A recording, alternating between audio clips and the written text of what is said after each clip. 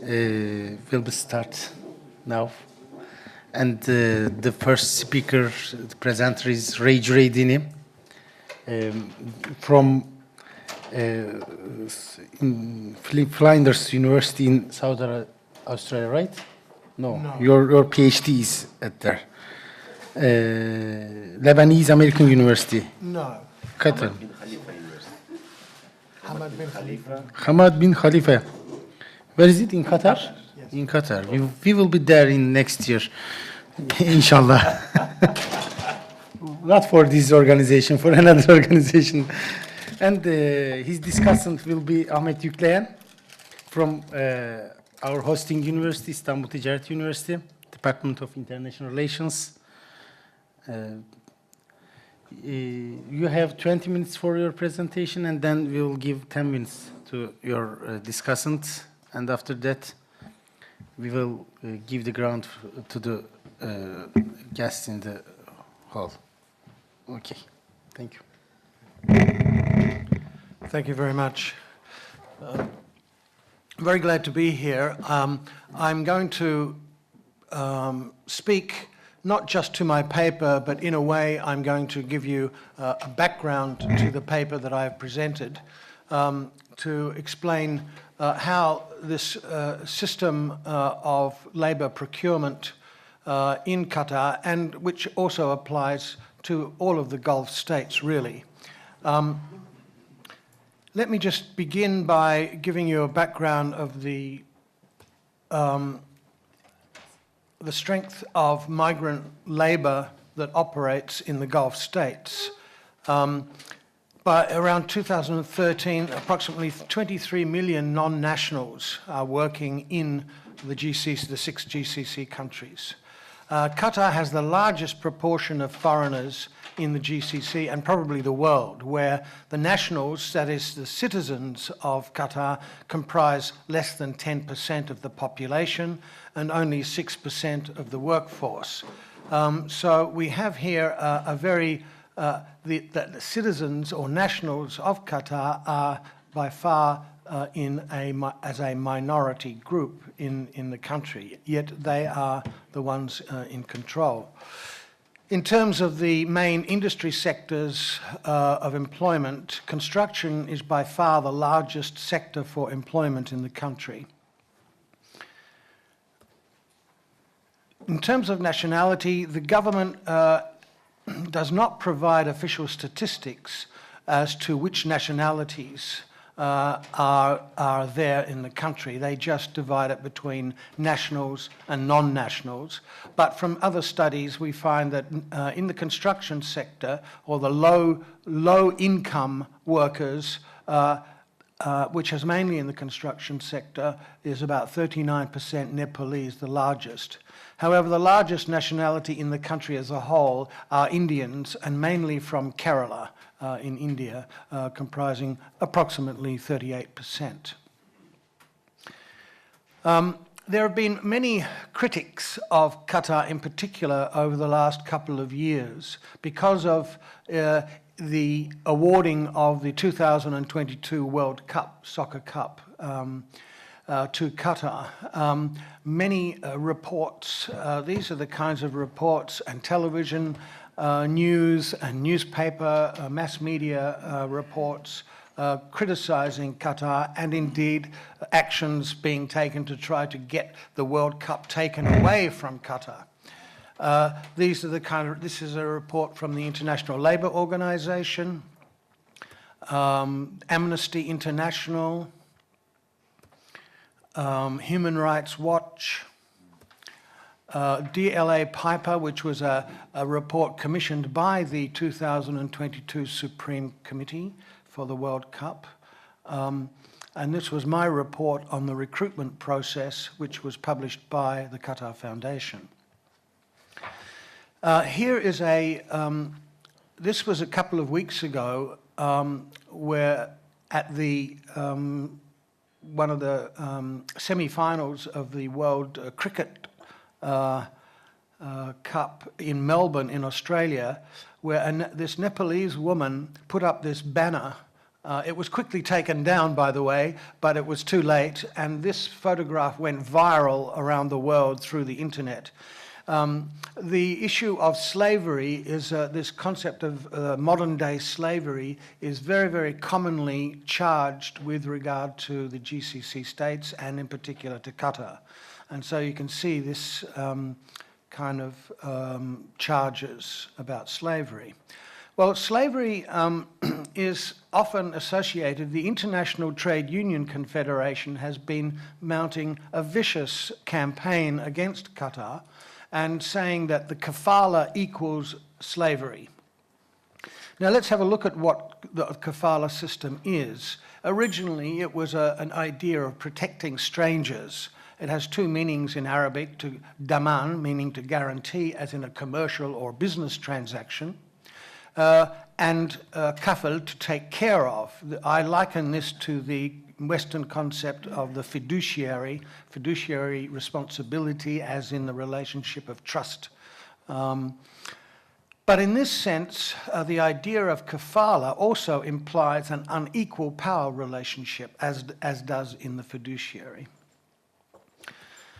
Today, it's argued that the kafala system is one of control and management over the large foreign population in the GCC countries, who are there to both work as employees, but also people and entrepreneurs who want to conduct business, corporations. All foreign employees must be sponsored by a Qatari citizen or a company who must also be the employer. All foreign businesses entering the country require a Qatari partner who must have a controlling 51% interest of the company. So in this way, the Qatari sponsor or employer or kafil controls the entry, the exit, and the employment transfer of all employees in the country. But kafala is not just an administrative system to manage foreign workers. It also cements the relationship between the state and its citizens, where the state, particularly from the 1980s with the oil price boom and the large amounts of wealth pouring into the country, the state wanting to develop its infrastructure, massive ambitions for development, needed to control the foreign workers that it needed to bring in. And this was one way in which to do it, because it lacked the capacity to deal with the huge foreign presence. And so the responsibility and authority of all foreigners in the country is delegated to private citizens.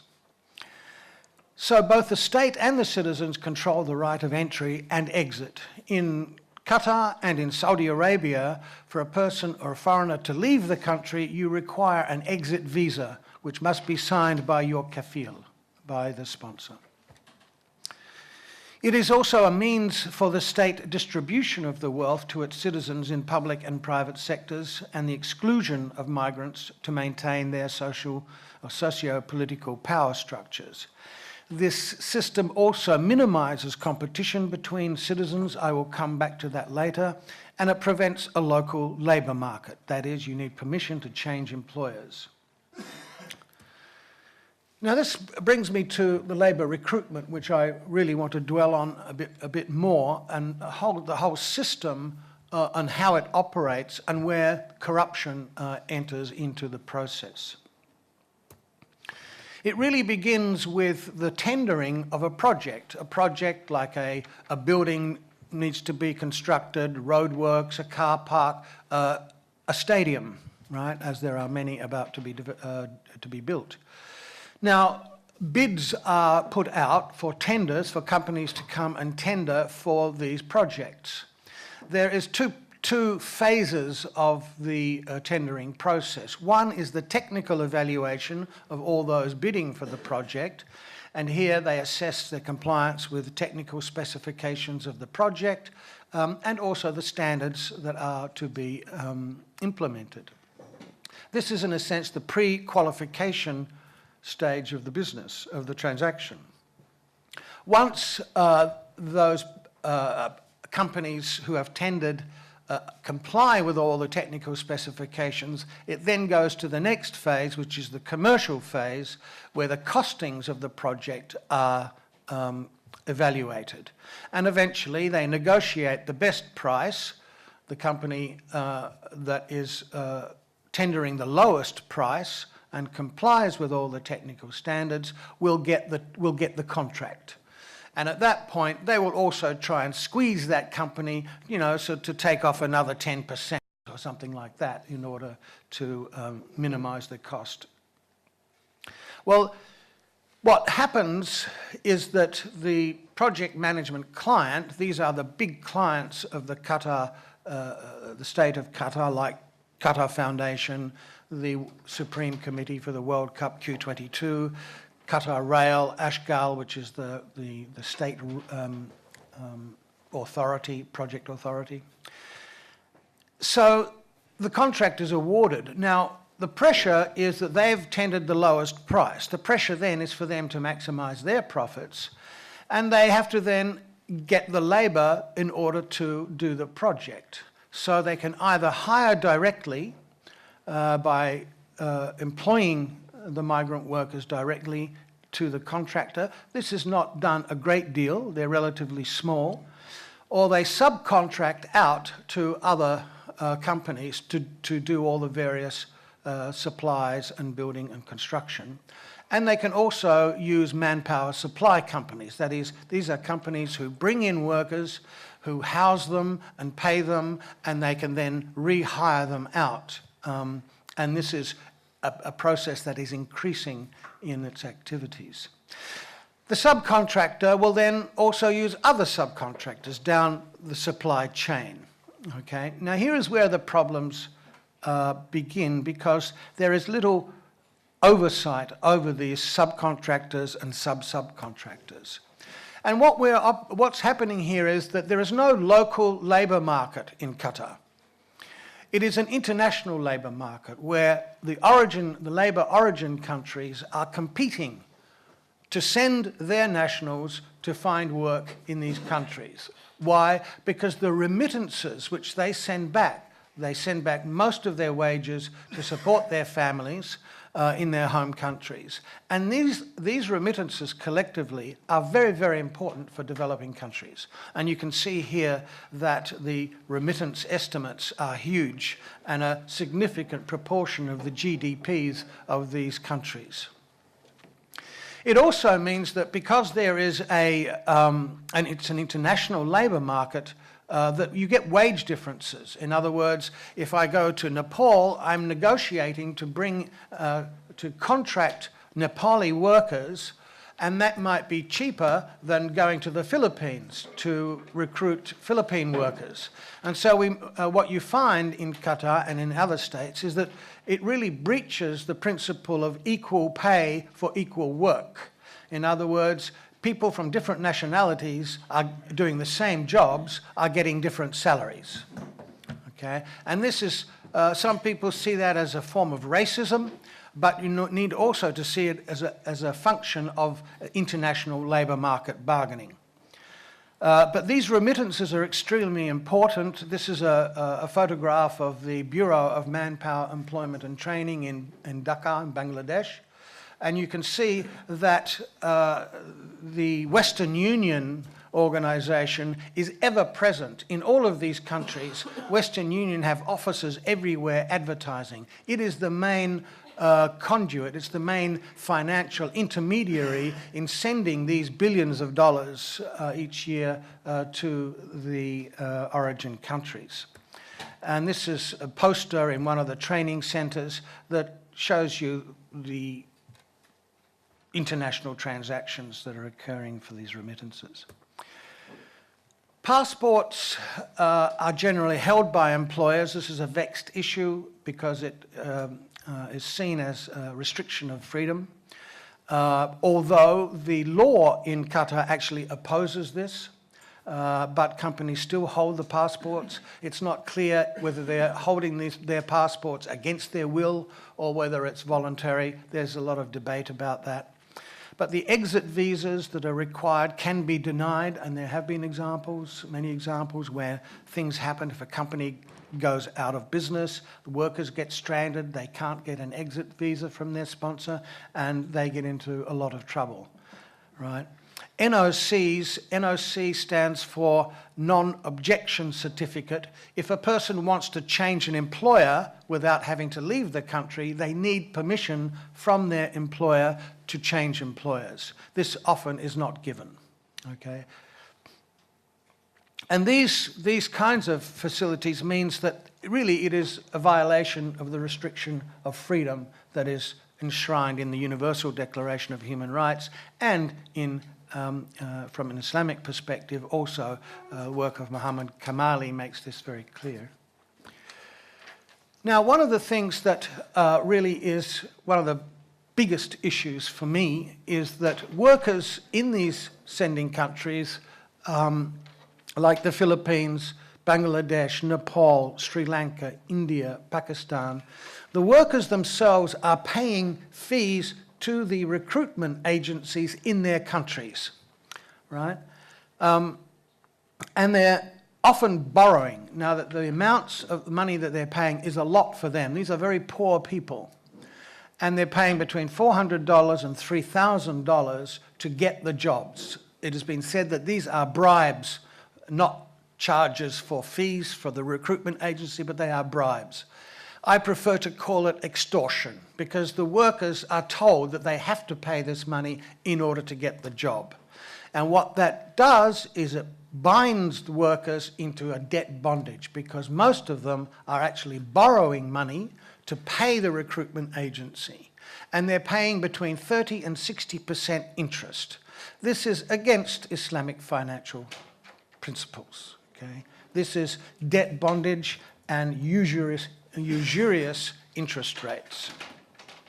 Now, workers paying recruitment agencies is also against Qatari labour law, and it's against the ILO Convention 181 on private employment agencies, but it is still going on today. And what it does, I argue, is that it creates a labour market distortion. You do not have a free labour market operating here. Basically, people are selected on the basis of their willingness to pay the recruitment agencies these huge amounts of money and go into debt for it. They can be, there's deception often in what they're promised, wage levels and conditions. When many workers arrive, they're given a second contract, what's called a substitute contract, with less wages, less food allowance, and so on and so forth. Now, this is a problem because basically it results in three kinds of conditions that are violations of international labour and human rights. Let me just give you an example of how this works. As I interview workers in Qatar, I would ask them, are you receiving what you were promised back home? No, I'm not. I'm getting less. Okay, so did you say this to the company when you arrived? Did you complain? Yes, I did.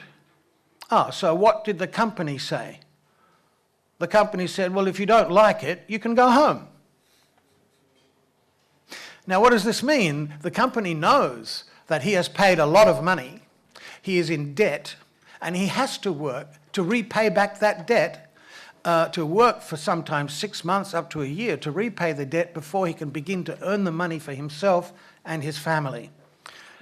So he's forced to do the work, he's forced to take the job under conditions that are less than what he was promised. This is debt bondage, it is forced labour, and it complies with the Palermo Protocols on human trafficking. Okay? And this is normalised. It is not an unusual thing. What I'm arguing is this is a normal process of contracting workers into the country to do the work. Okay? And even further corruption occurs. When a company, a contractor that's going to employ these migrant workers in Qatar selects the agency in the origin country, because the agency in the country will say to them, look, give us the contract to supply the labour and you won't have to pay any of the recruitment fees and costs, right?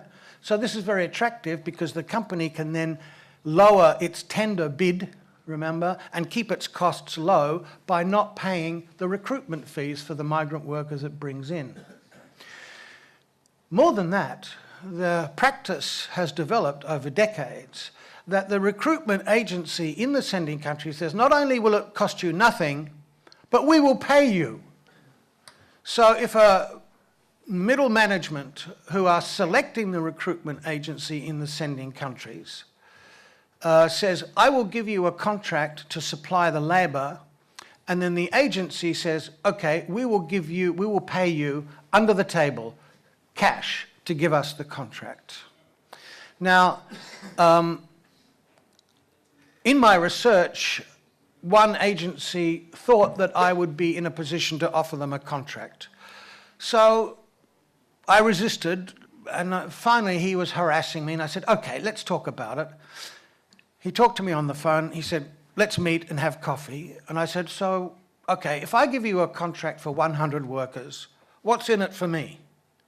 He said, well, I can give you $600 per head. Right? So in other words, to give him a contract to supply 100 workers, he would give me $60,000 in cash, no paperwork, under the table. This is what is happening. And this is how and why the recruitment agencies are being selected on the basis of them paying personnel. And it may not be the people at the top, senior executives, may not know that this is occurring. This is usually occurring with small, medium-sized enterprises and middle management. Okay? So this is a lot of money, bribery and corruption that is occurring. Who pays for all of this? The workers. The poorest, low-skilled workers are the ones that are actually paying for this bribery and corruption. That's where it comes from. The recruitment agent takes from the worker and pays to the company. Not only that, when the employing company goes to these countries to do what's called skills testing and the selection of the migrant workers that they're going to employ, the agency pays for their five-star hotel, their food, sometimes rather awful entertainment expenses and so on, and that again comes out from the workers. They take the money from the workers. The main worker complaints are about wages, underpayment, non-payment and delayed payment of wages. Now we know about the Islamic principles about this. It's been said over and over again. I don't need to go over that. Food allowances, I don't have time to go into all these details. I'm sorry I've taken too long. But let's talk about the reform. I was part of a team 2 years ago that drew up what's called the mandatory standards for migrant worker welfare for all contractors and subcontractors of the Qatar Foundation. Qatar Foundation is a multi-billion-dollar non-profit organisation in the country. And these standards were then taken up by the Supreme Committee for the World Cup and other organisations, large employing organisations as well in the country. That is, part of the standards is that workers should not pay anything to recruitment agencies and they should arrive in the country debt-free.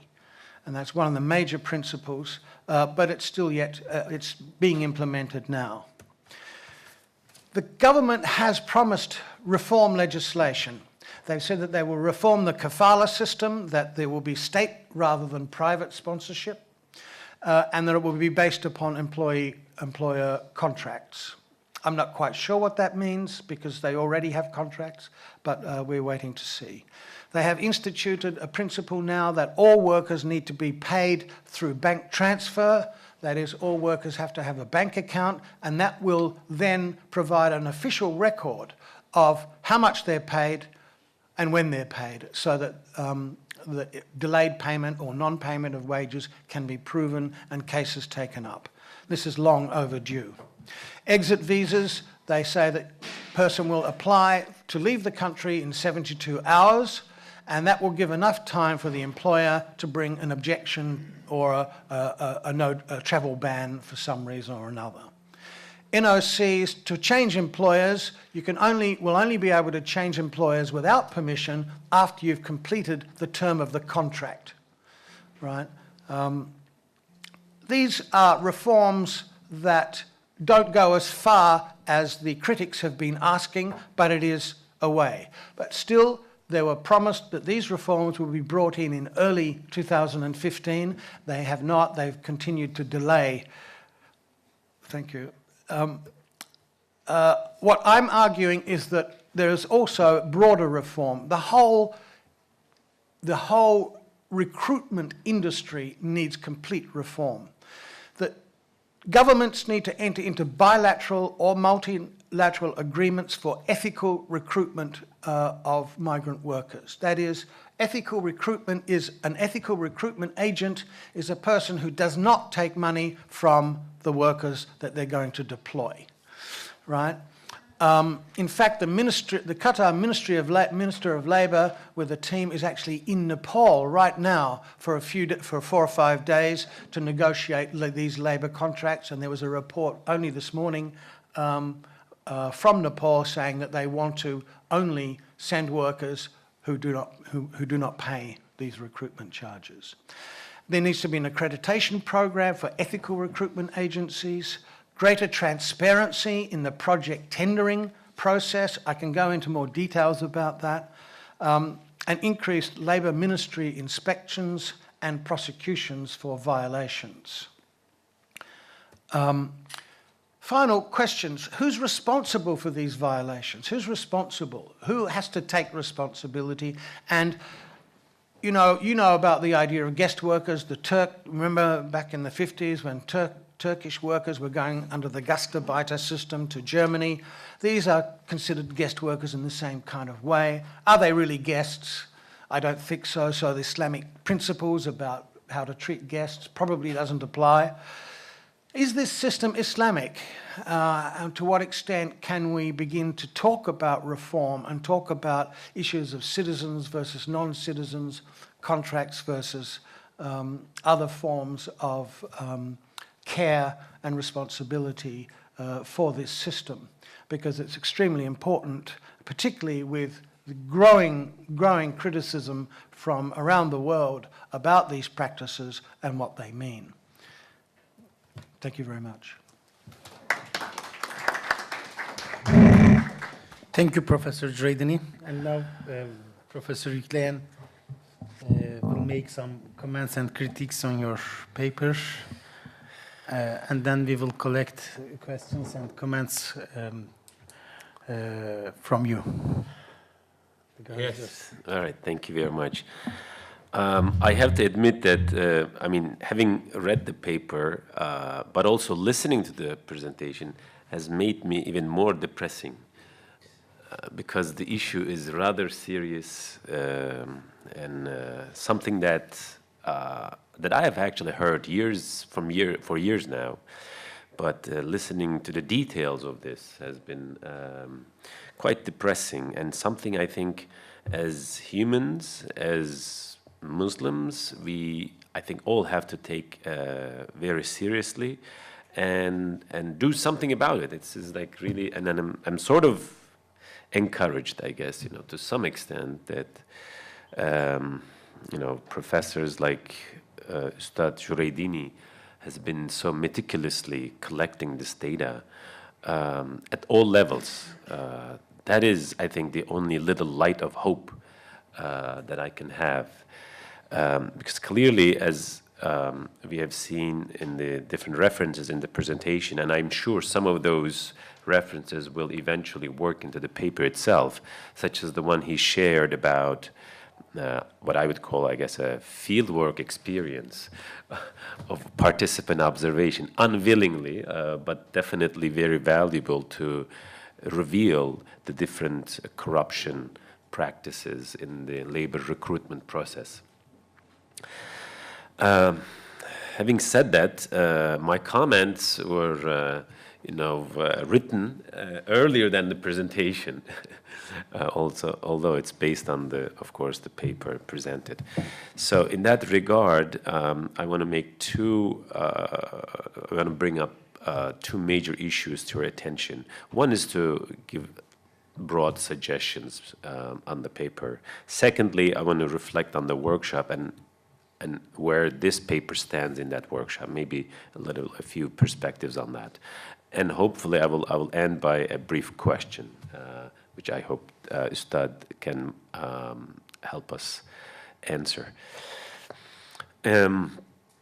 The paper itself, I think, yeah, if we look at the workshop papers so far, I think we can group them into two. One, it looks at the labor practices, if you will, in the Muslim countries, and this one definitely falls in that category. And there were others that looked at the normative principles of Islam to shape and answer contemporary ethical issues in labor economics, I guess we could say in general. I think clearly the second group of papers are much more ambitious in their goals, but I also value them because I think one of the purposes of this workshop is to bring about that. Having said that, the base for engaging in those kinds of questions has to be the empirical situation of the many Muslim countries to begin with, and this paper definitely talks about that. I don't want to, spend time on the details of because it's a work in progress. Clearly, and Ustad has the expertise, which is definitely, as clearly shown, consulted by the Qatar authorities, as well as I understand by the international authorities. So no need to mention those, but so these two groups of papers, I think ideally should an ideal paper, I guess, should combine these two perspectives. And Ustad's paper heavily rests on the first group, that is talking about the corrupt, I guess we could say, labor practices in a Muslim country. Now, what are some of the things, some of the ways in which these two perspectives can be combined in this particular paper? I have to admit that being critical about this kind of an issue while also working for a foundation that's located in that country is quite challenging, as you may understand, for an academic. And Ustad does that I think, very courageously. And I would like to know actually a little bit more maybe on that and where that exactly comes from. But that's definitely something to applaud.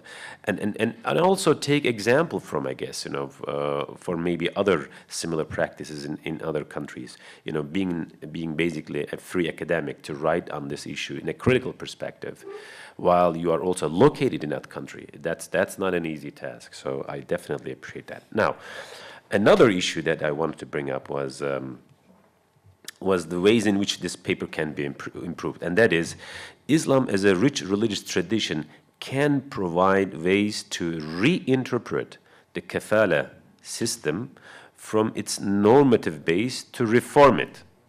And Ustad brings such examples. Maybe those can be expanded, I hope.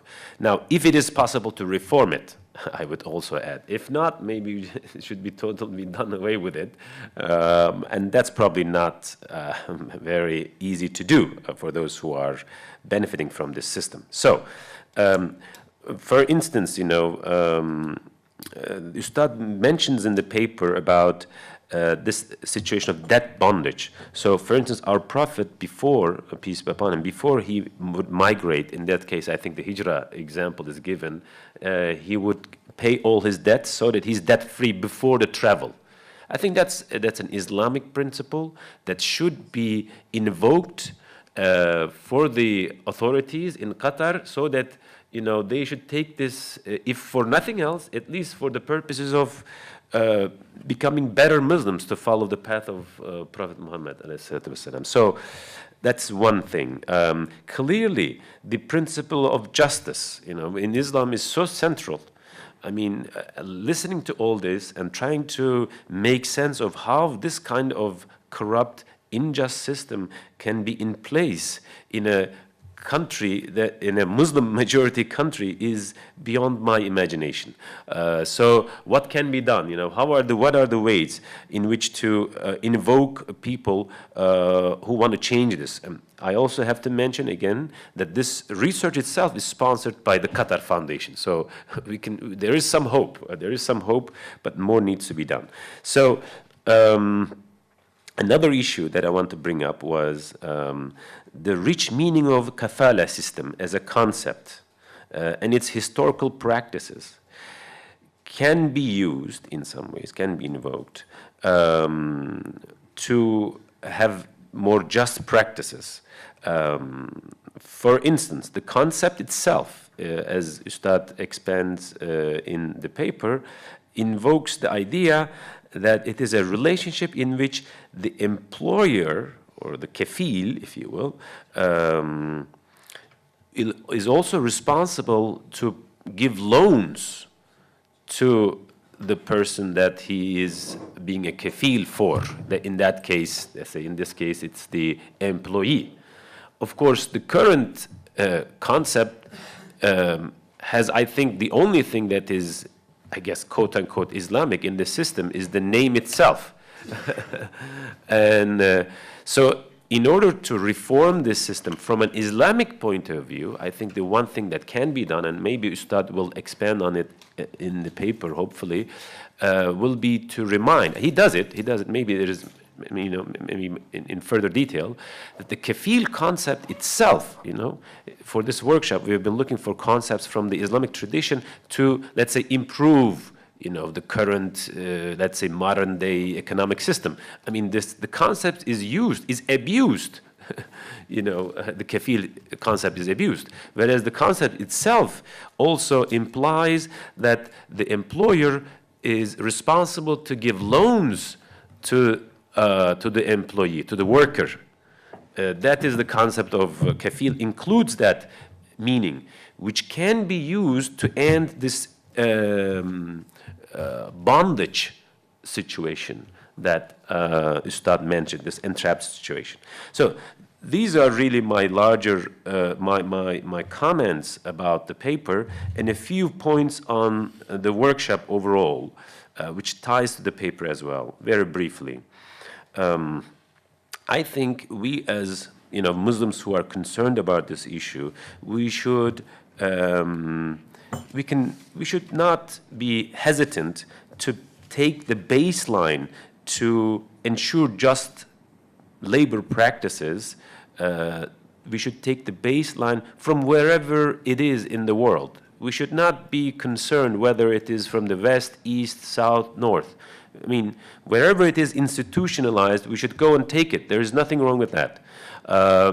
I mention that because there have been various discussions about saying how to determine the minimum wage.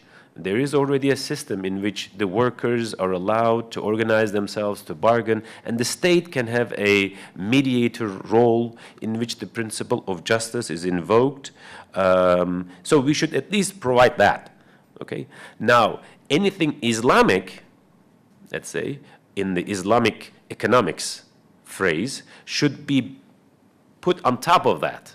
It's like the cream on the top. So that's nice, you know, we want to have the cream on the top. So we don't want just to copy. So what is it that we can do from, what can we learn from the Islamic tradition to make that cream on the top, if I may say?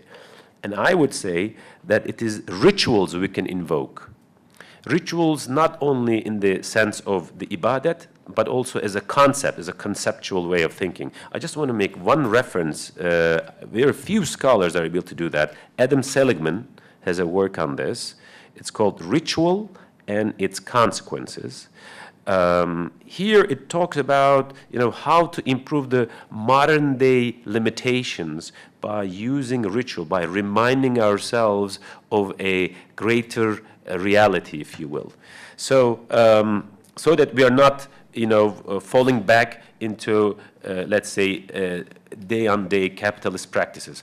And Ustad makes a reference to that actually very nicely in the paper, which says the Muslims, he quotes someone else, that Muslims say Bismillah in the beginning and Alhamdulillah in the end of their business transaction. Everything is in between is Adam Smith.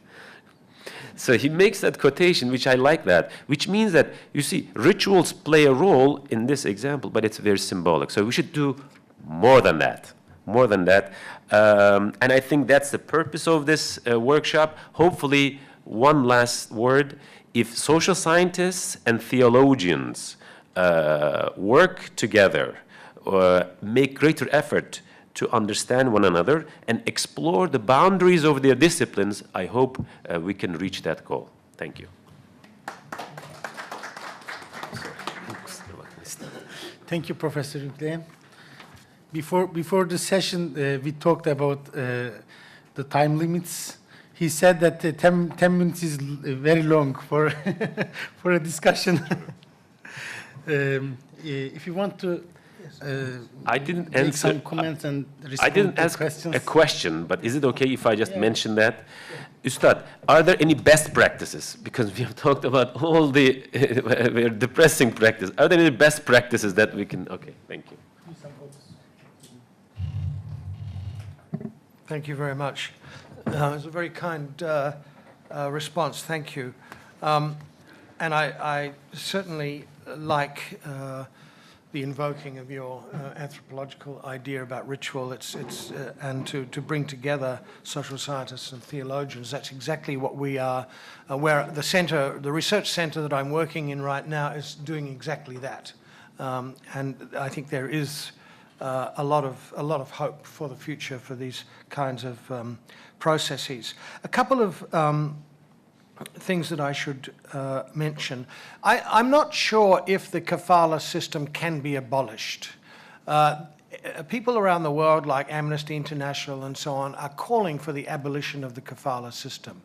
I think that, as I've shown you, this system is so deeply entrenched as a system of, it's a redistributive system, it's a political system, it's a social system, and so on. It's so entrenched, and I'm sure that there is great resistance within not to abolish it. So it remains to be seen whether it can be abolished or just reformed. Something certainly has to occur, and I think the suggestions that they've currently made are a move forward. The issues of justice and change, one of the things that I wanted to say about the Qatar Foundation mandatory standards, what we did there was not to look for legislative change. We were not wanting more laws. What we very deliberately did was to introduce the reform at a commercial level.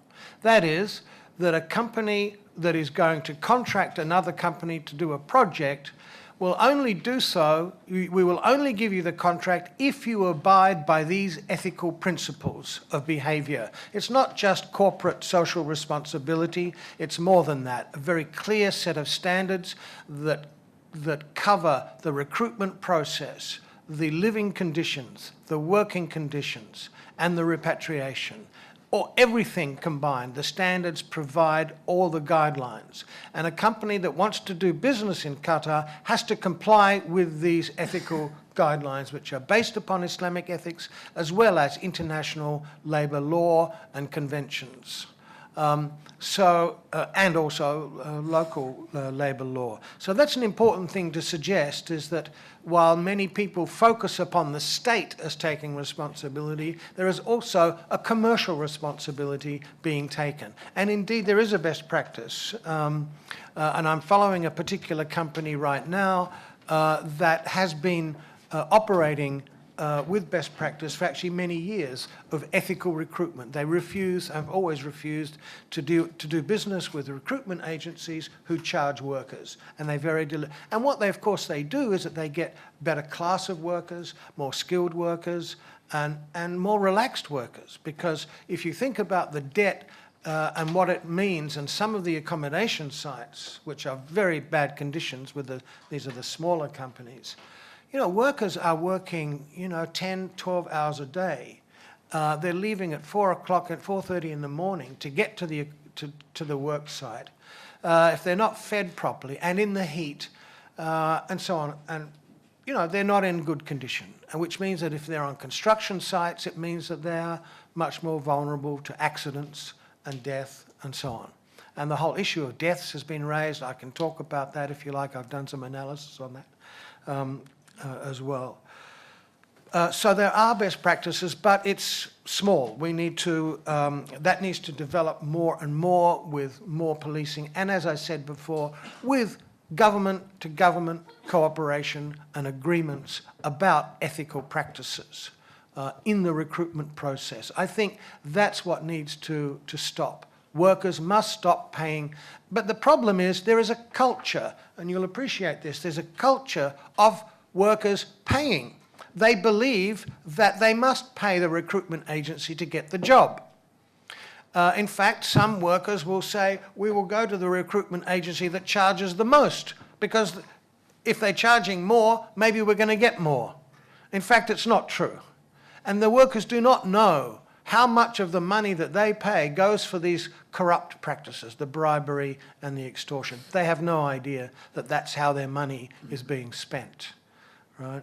So the culture of paying needs to change. And so what I'm arguing is that let's say the Qatari authorities should tell all the labour-sending countries to repeal the laws in those countries that allow workers to pay the recruitment agencies. And then, if it's forbidden, then people will stop this practice, okay? And I think that this is a focus that really is going to transform the corruption in the recruitment industry. Okay, I'll stop there. Okay, thank you. Thank you. I think it's in a traditional society, it might be a good system for saving workers, but now in a modern society, it turns against workers. There are some members of Fukaha in the session, Professor Kızılkaya and Tosi Fazid. I think they want to make some comments on this problem from the perspective of fiqh. Do you want to start first?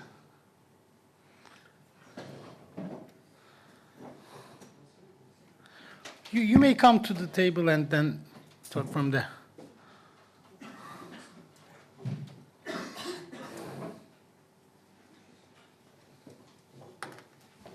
Bismillahirrahmanirrahim.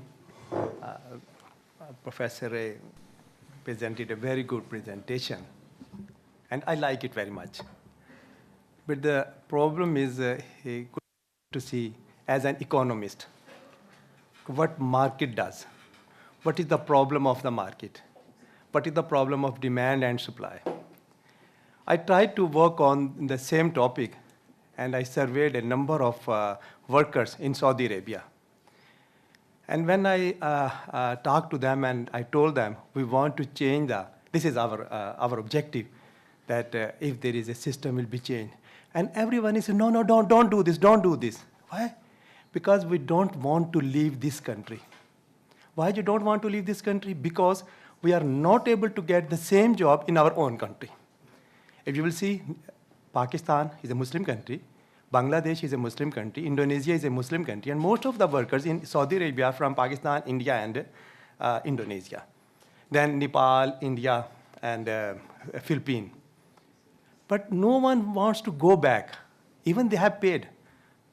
Then I have the chance to meet with the minister at the time of Prime Minister Khalda Zia. There was a minister, Matiur Rahman Nizami. And I discussed with him, look at what is happening with the Bangladeshi workers, and there's a number of Bangladeshi workers in Saudi Arabia. Then he mentioned, what can we do? We have a very low poverty line, and more than 50% living under poverty line, and we are not able to provide them the employment. So if we will make some rules and regulations, then again it will create a problem for us. They are serving their families, even they are borrowing the money and under debt, and they are paying back, But still they are serving. And I've seen number of workers, they are living in Saudi Arabia not 1 or 2 or 3, more than 20 years. And they are not willing to go back to their own countries. So just this is not the rules and regulation and the human rights are like this. We have to see the real situation of those countries. Then I met with one of my Pakistani minister, foreign minister. He said, don't touch this topic. This will create the problem for not for me, not for the country, for the people. Those people who are serving in the Gulf countries. Because the people are very much poor in these countries. Even in Pakistan, more than 40% living under poverty line. Less than $1 per day for the whole family. So how it is possible for them to follow these rules, these regulations, all this? From the Islamic point of view, it's different. I'm not saying that from Islam, I have written a lot on that Islam is saying this. But there's one hadith from Prophet ﷺ, don't fix the prices.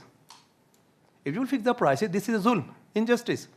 Because the prices are fixing from Allah subhanahu wa ta'ala. Sometimes it depends upon the demand and supply. And in these countries, India, Pakistan, Bangladesh, Indonesia, Philippines, these are overpopulated countries. And the economies are not well developed. Once I met a few Bangladeshi workers and I told them that we will write on this, because this is a project from Islamic Development Bank, and we want to do some work on that there is some rules and regulations, and there is a condition of the workers will be, the status of the worker will be increased. No, don't do this. Why? Otherwise, the Western people, they will replace us. It's a good rules and regulation, we will not be able to come here. And this is happening in most of the GCC countries. The top level positions, they are filled by the people from the developed countries, not the underdeveloped countries. So this is the problem. This is not only that these are Muslim countries and they are following this and this. It's okay. I'm not in favor of that, what is happening there. But the problem is that what will be because these all the humanitarian organizations, when they are discussing, they are not discussing about these poor people. They are discussing about the royal families and all the kingdom and the governments, but not about the poor people. What poor people are doing? Thank you. Thank you, Professor Aziz. Maybe we may take I need to reply to this. Okay. In short. Thank you. I'm sorry. Thank you very much for those comments, although I'm very surprised that you said this. Because, of course, I have thought very deeply about the possible effect of such reforms to abolish the payments by workers and how is that going to result. And indeed, it may well be that recruitment agencies in the sending countries may go out of business. I don't mind that. I think some of them should go out of business. I think that they're so corrupt that we know that there is corruption within the sending countries that goes to the level of government. We know that some government ministers even own recruitment agencies. But I'm surprised that this is a concern. And so what we're talking about here is a competition between different countries for sending labour. In fact, these countries, these poor countries, are in the business of exporting labour for the remittances. Now, if you are going to employ foreign workers from these countries, I do not see why you cannot address the issue of workers paying fees to the recruitment agencies, which then gets distributed along the chain of corruption within the supply chain. There are laws against this. I mean, for example, in the United States, there's the Foreign Corrupt Practices Act. Any company any American company that has an association anywhere in the world, and where it is seen throughout, however distant, as a part of their labour supply chain, that there are corrupt practices occurring, then that company is liable. And there are evaluation companies to make sure that that's not occurring, because these companies value their reputation. It happened with the Apple company, with Nike, with Hewlett-Packard, and so on. This is occurring, and this is occurring about this very issue, about workers paying and the corruption process. Why you would want to accept that workers continue to pay these fees and go into debt because they're poor And I mean, if you want to talk about a market, let's talk about a proper market, not a skewed market that's only based upon those who are prepared and able to pay and to go into debt. I think it doesn't make sense to me. There are ethical principles, I think, that override the idea of the supply and demand here. And we're talking about a moral economy, and an economy and a labour market, an international labour market that should have ethical principles. And this is one of them. The point is that it's only the poorest, low-skilled workers who are paying this. High-skilled workers, professionals, technicians, do not pay anything. And this is the point. There's a very clear class and possibly racial distinction or discrimination that is occurring here that makes me concerned. Thank you, Professor Jureidini. I think there is not a perfect competition in this manner. There is a restricted competition in the labor market always, and in this situation it is more restricted. Maybe Professor Kızılkaya wants to make some comments from the perspective of fiqh. You don't know. And is there anybody? Can I say a word about wages? No, let's take more questions and comments from the. Okay, thank you very much for your presentation. I have a question. Your presentation consists of tension between the conditions of workers, migrant workers, and also employers. We can call this situation as cognitive dissonance, inconsistency between attitudes and behaviors. Okay, how employers as a state or sometimes entrepreneurs, how they explain the situation, how they justify the situation? Do you have any observation, findings, or I wonder very much. Thank you. That's an excellent question. Thank you. Yes. When I went around talking to companies, employers, when we were doing the research for the standards for the Qatar Foundation, we did audits of a number of different companies. And I spoke to the senior executives and managers. And their concern was that the main concern that they had when I put to them, these are the principles. Your workers are paying and they're coming in debt.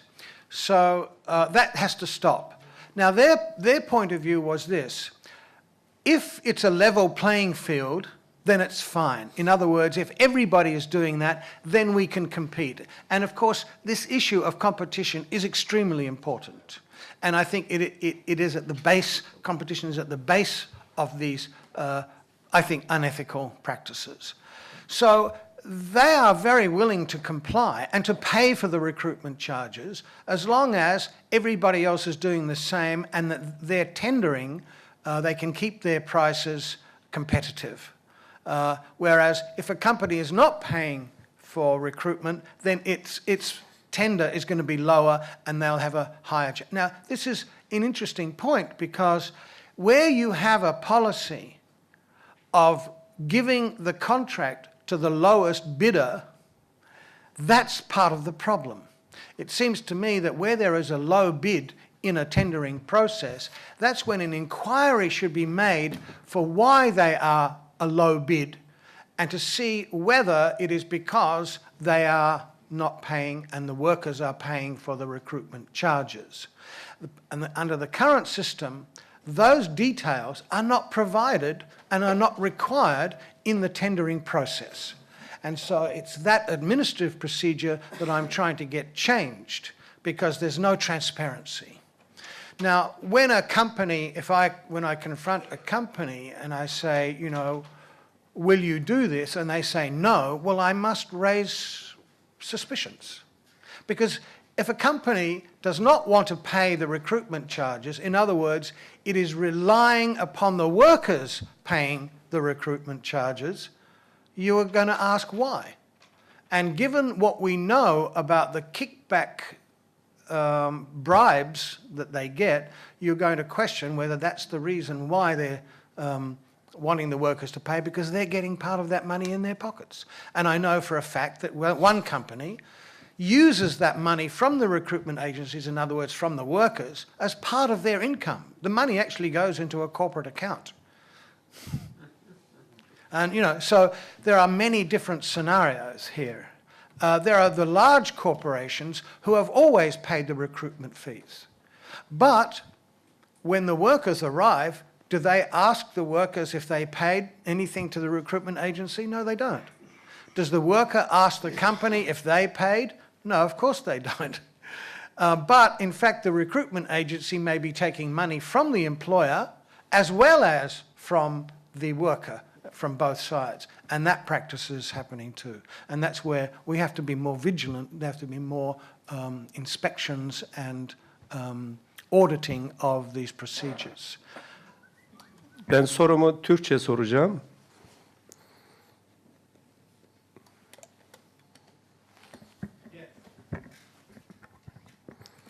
Biz iş adamları olarak emekçilerimizin hakkını hak ettiği ölçüde vermeye gayret ediyoruz. Yalnız yani Türkiye'den örnek verirsek devlette ihalelere en düşük fiyata verme gibi bir kural var.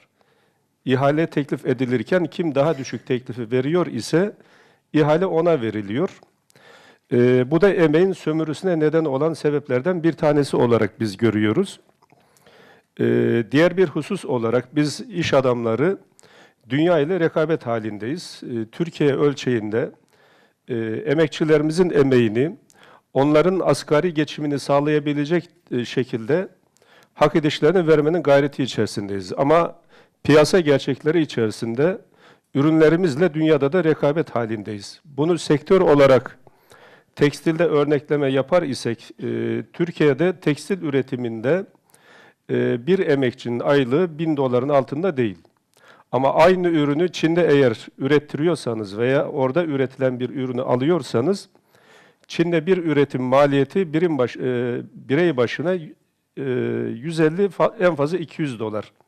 Bunu Bangladeş'e indirgerseniz 50 ile 100 dolar arasında bir üretim maliyeti var.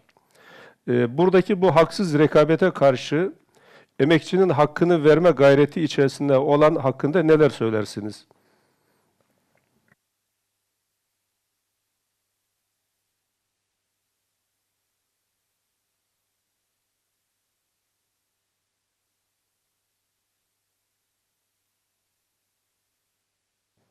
Well, thank you very much. It's a very important point. I guess businesses need to decide where their priorities lie. If you want to maximize the profits of your enterprise, then you should go and set up business in Bangladesh because it's the cheapest place to go.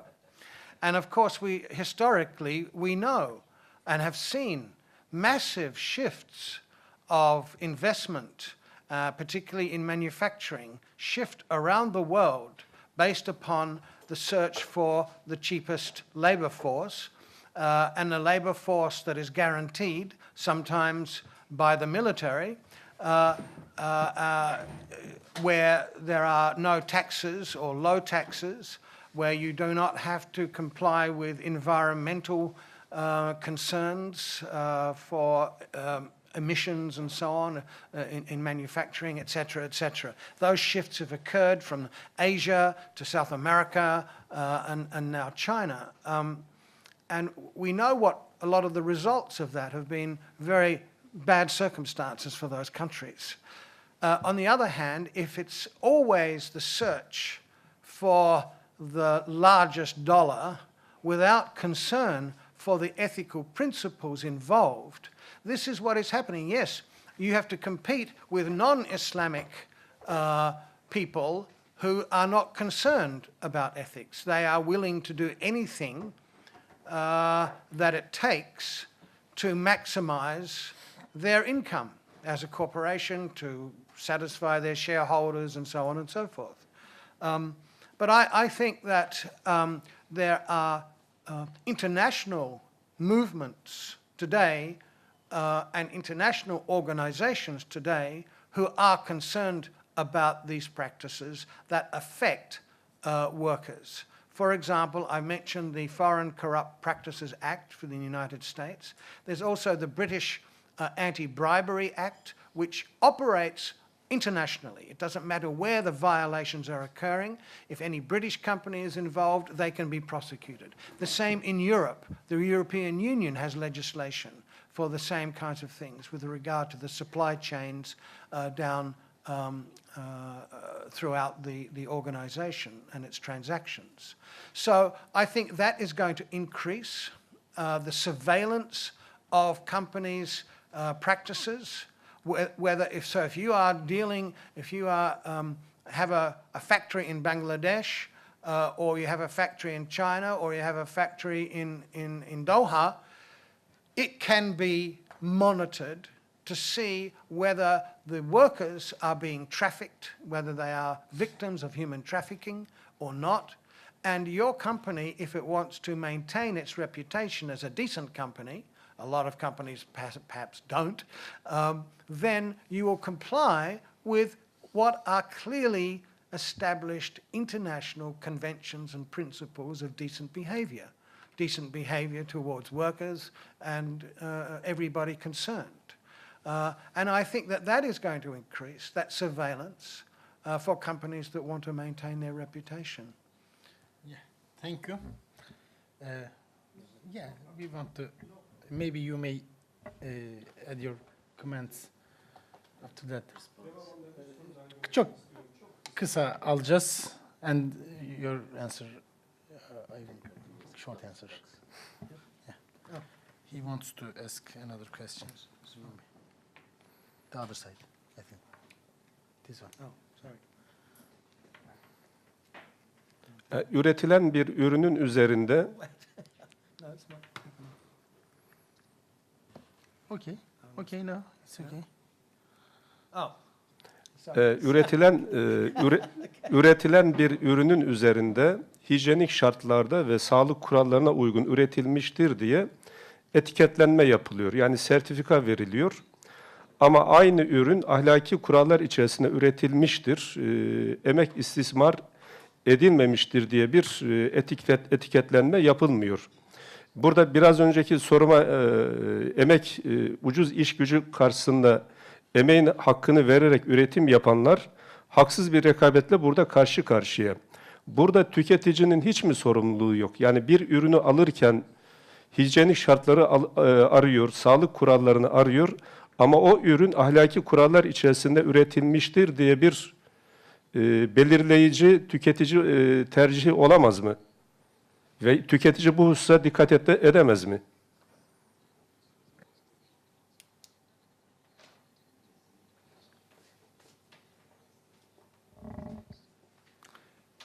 Please answer short.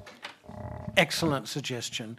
But indeed, there are some products that do say on the label that the workers involved in the labor for this product are based upon fair hiring and fair practices. That the idea of fair hiring and fair practices has been an ILO, for example, program for some years now, and that is actually we should see more of that, and I think it's a very good suggestion, because I think more and more people, as consumers, are concerned to see that they're buying something that is based upon fair and decent practices in the production of the commodity that they're buying.